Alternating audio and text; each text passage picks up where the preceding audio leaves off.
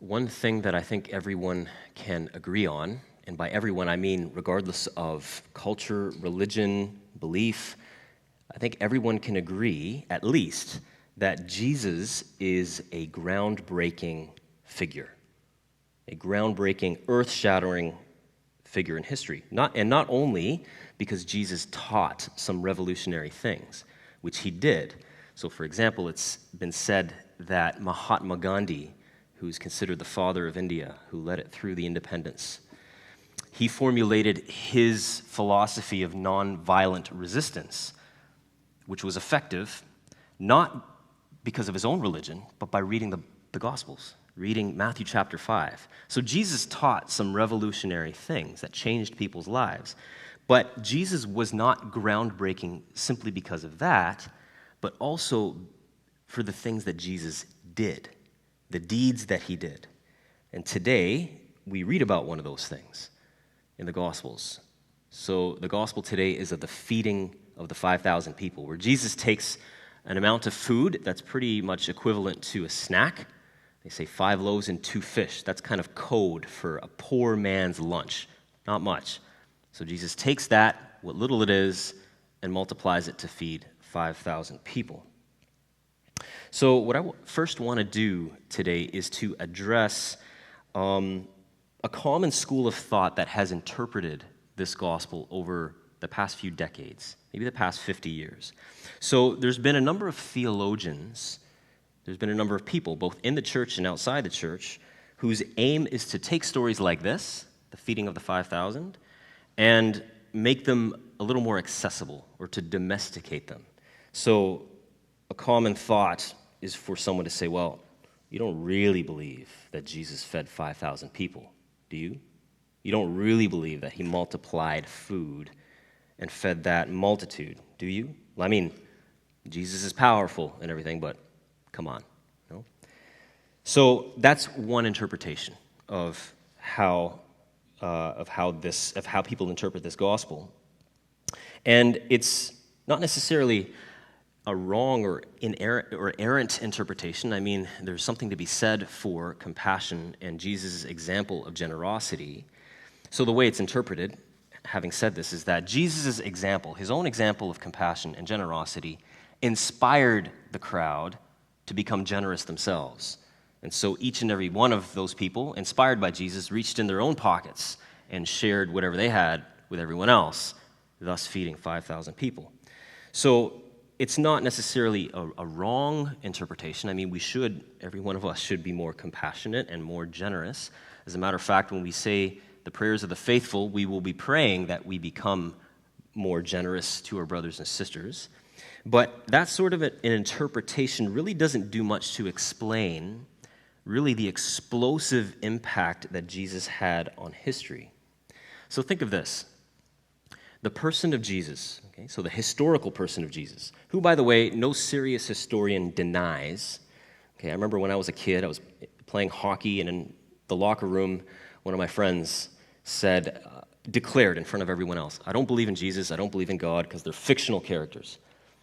It's like, okay, you're entitled to your opinion, but actually Jesus existed. The person of Christ actually existed, and no serious historian disputes that. So that Jesus had more of an impact on the world than any other person in history. And the debate is not even really close. Jesus had such a huge effect on history, not just because he taught people to love one another, not just because he taught people to be more generous and turn the other cheek and things like that. The things Jesus did, in addition to what he said, the things Jesus did were scary. And scary in a good sense, like it shocked people to the core. Things like multiplying a little snack to feed 5,000 people. Things like raising people from the dead. I mean, there's a common way of thinking nowadays that says the people back in Jesus' time were pre-scientific, and they were likely to believe things like this. Well, they might not have been as scientifically advanced as we are today. But the people in Jesus' time, they weren't dumb. They knew, look, people just don't rise from the dead. So things like this that Jesus did were shocking. That put him on the map. So Jesus, think of this, again, Jesus splits history into two halves. You got before Jesus and after Jesus. That's how people conceptualize history. Nowadays, we call that division line something else. We call it before the Common Era and now the Common Era. But the dividing point is still Jesus, the life of Jesus. Even the calendar that we all use, regardless of religion, revolves around Jesus.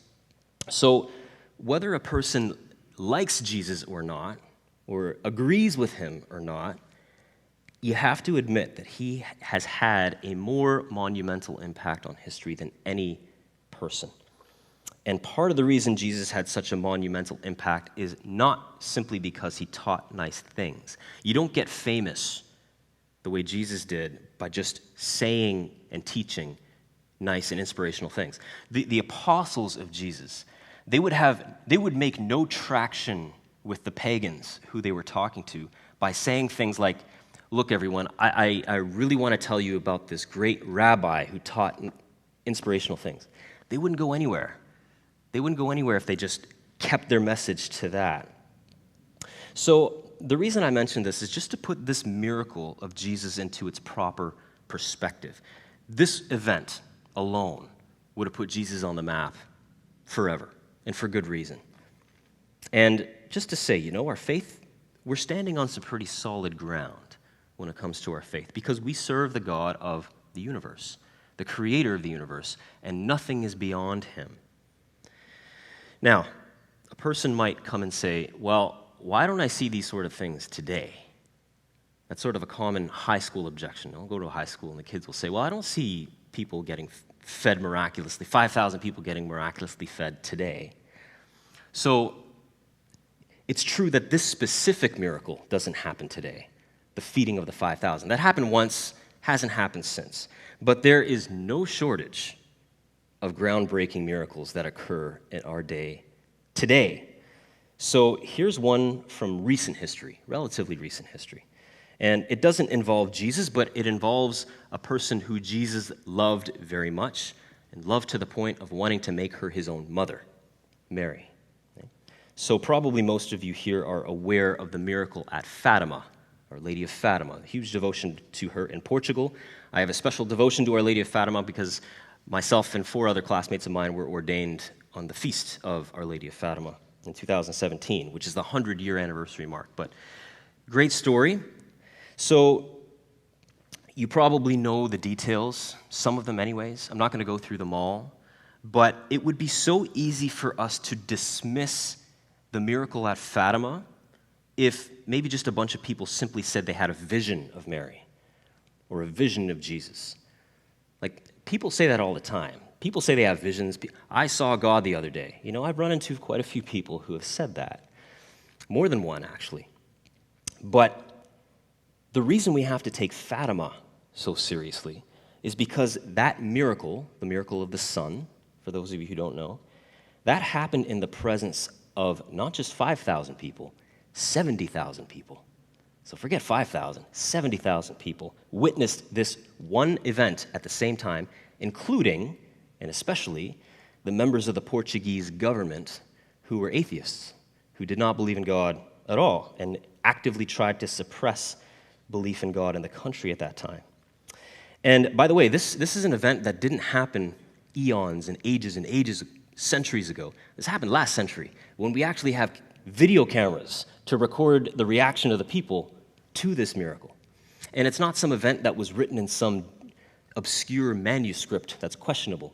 Like I say, this happened last century, and we've got the data to point to it. So the point of me saying all this is that in a world of so much confusion, it's always good just to remind ourselves every once in a while that Jesus is reliable, that Jesus is the Lord, he's powerful, and he's reliable. And he proves it with monumental events like the feeding of the 5,000, like stories like Fatima. And probably most of you here believe this, at least at a head level. But I think it's always a good idea if we remind ourselves of this every once in a while. You see, we also have an enemy. And the enemy one of his main tactics is to try to get the followers of Jesus to forget how awesome God is, to have short-term spiritual memories, as it were. This is the problem that the people of Israel struggled with throughout their entire history. So God would do something awesome for them, like save them from slavery in Egypt, bring them to the desert. They're free now. And then he would feed them with miraculous bread from heaven, and they'd rejoice. They'd celebrate for like a week. And then they'd forget. And then they'd start complaining about petty things. We don't like this bread that you've given us, God. We want meat, okay? So it's a problem that has surfaced again and again in the history of Israel. So just some homework maybe for all of us today. Not to add to your list of homework, but hopefully you can make an exception in this case. I'll just invite you to call to mind a time in your history, whether your recent history or a long time ago, call to mind maybe a single experience that you had where God worked in an unmistakable way in your life.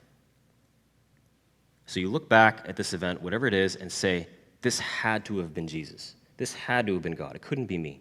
I couldn't pull this off myself. Okay? So it might not be a feeding of the 5,000 moment for you, but just something that reminds you that, first of all, that God is real. Secondly, that he's powerful. And thirdly, that he's reliable.